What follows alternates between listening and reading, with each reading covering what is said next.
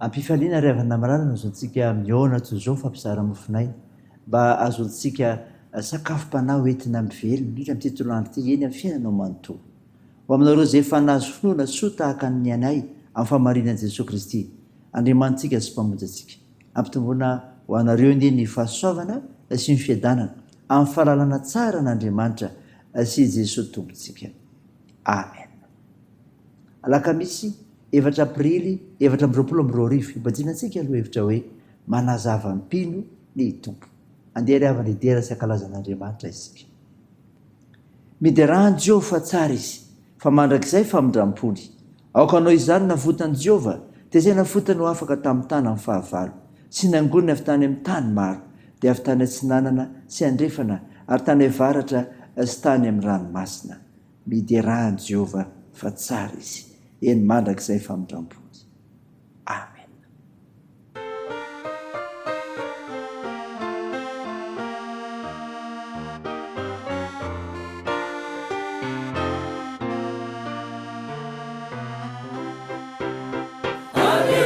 Andro, fihobiana, andokajy kaifalina. Tenena ora savo pete, utsarona sitaditi, utsarona sitaditi. Tantera keto, salvo akasa, kaefua, zinani.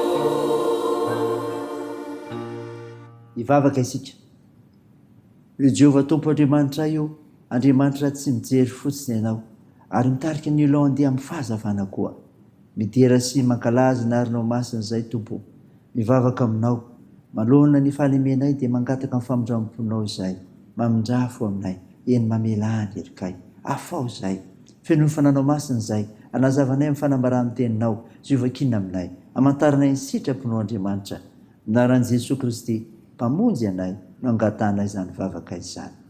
Amen. Ny mofinainao antsika amin'ity unité ravana malala dia hitanao amin'ny filazantsara sorata amin'ny Matio. Matio 4 aka ny 9:12 aka hatramin'ny 17:10. Mivaky toy izao amin'ny anaran'i Jesosy. Ary noho nireny Jesosy fa voasambotra Jaona dia lasa nakany Galilea izy.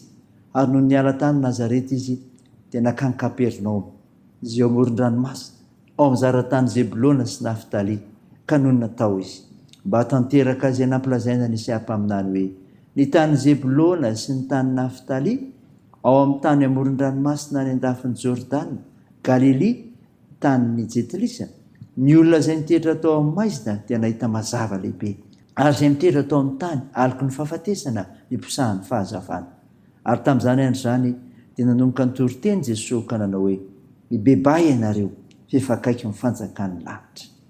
Amen. Ray masino manamasinanay ny fahamarinana ny teninao ny fahamarinana. Amen. Ravana malala ho aminao hatrany ny fiadanan'i Jesosy Kristy ilay nitsangana tamin'ny maty. Ny ofinaina vakina tamintsika teo hentsika teo ny Matio 4:12-17 dia milaza nanakanisan'i Jesosy Kristy tany Galilea milaza ny zava-mahonena niatra tamin'ny faritany Galilea.